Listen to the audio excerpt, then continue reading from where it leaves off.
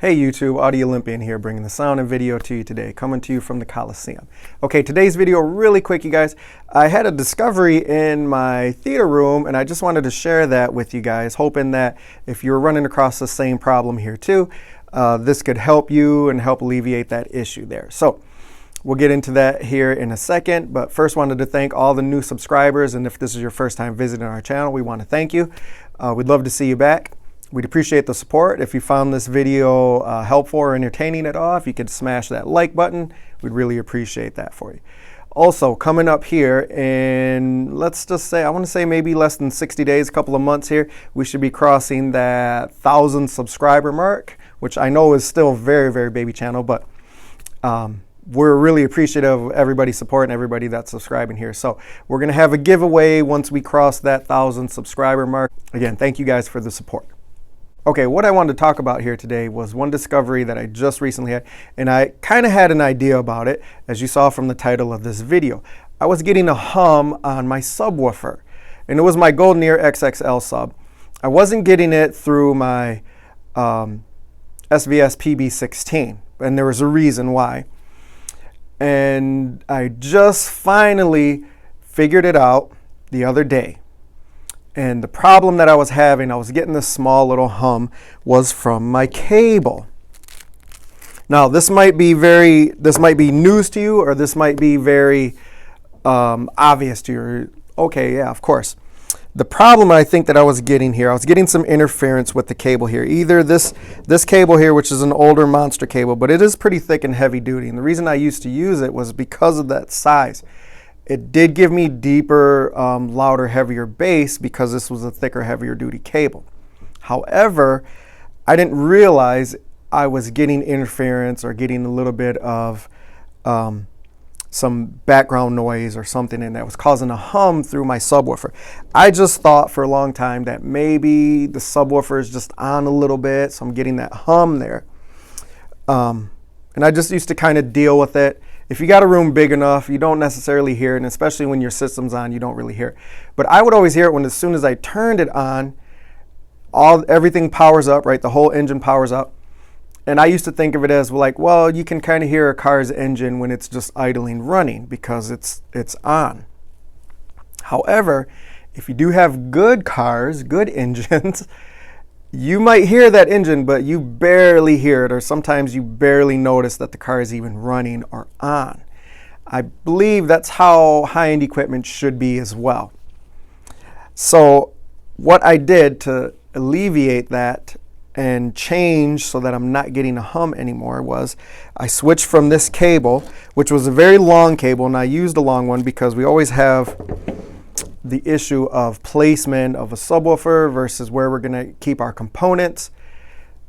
It's not always convenient, or we don't always have the room or the space to keep it right next to, you know, the receiver or the processor, whichever you're using, which would allow you to use a shorter cable, which in turn would shorten up the amount of interference that you're going to get, or I should say lower the amount of interference you're going to get. However, we don't always have that convenience. So in proper placement, especially of our subwoofers, sometimes they need to be farther away from our components, which the longer cable you have, the more chance you have of getting interference. So what I did was change over to the Rocketfish wireless subwoofer system here. Now you can see here, I got it used. I'll bring it a little closer there. I'm actually using one on my front sub, which is my SVS PB16, which is why I wasn't getting the hum, because this actually does eliminate that hum sound for me. And I was quite impressed with it. I was shocked. The signal response is great. It's very tight and punchy still. I get good bass out of it. I was a little leery at first, but when I used it on my first one, which I've had for quite some time, that one I originally bought it from Best Buy. However, Best Buy doesn't sell it anymore. At least I haven't seen it in store on their website. So I waited a long time. I found this one used on eBay. I got it just a couple of days ago. Ordered it last week, and it came, works well, works great. and it eliminated that buzz that I was getting from my subwoofer. And this could be just a solution for you if you're getting a little buzz or hum in your subwoofer. So thought I'd show you a quick video here and let you see what the difference is like. Okay, so here's the system, and I have it about 15 feet away from my subwoofer. So you can see my rocket fish down there, the wireless receiver. And I'm going to actually install that on the wall there. I just have it there in the meantime because I just hooked it up here. So let's go turn the system back on and then listen to it. And power up. Now before, I used to get, you might be able to even hear a little bit in here. You can kind of hear all the power of everything turn on and get a little bit of that white noise through the speakers here. But for me, I used to be able to hear it immediately. So right down over here, I'm going to take the mic and bring it back over here.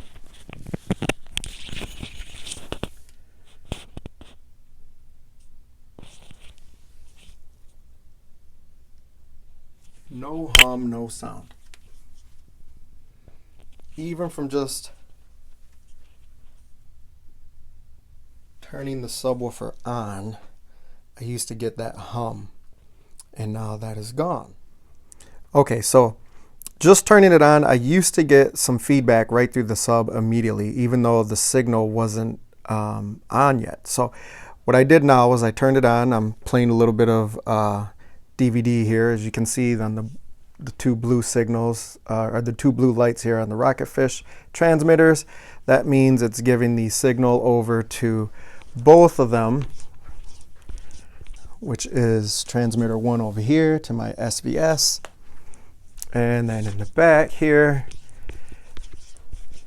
transmitter 2 right there, blue light, for my golden ear. I'm going to play it a little bit just to let you know that I do have sound going through there. So you can kind of hear that a little bit there. And some heavy bass sound there. So let's pause it. And again, normally, take my mic off, I used to get feedback sound and that hum immediately over here. And now, no hum or very, very, very little buzz. In fact, I used to be able to hear it standing right here, but now nothing. So hope that helped you guys there.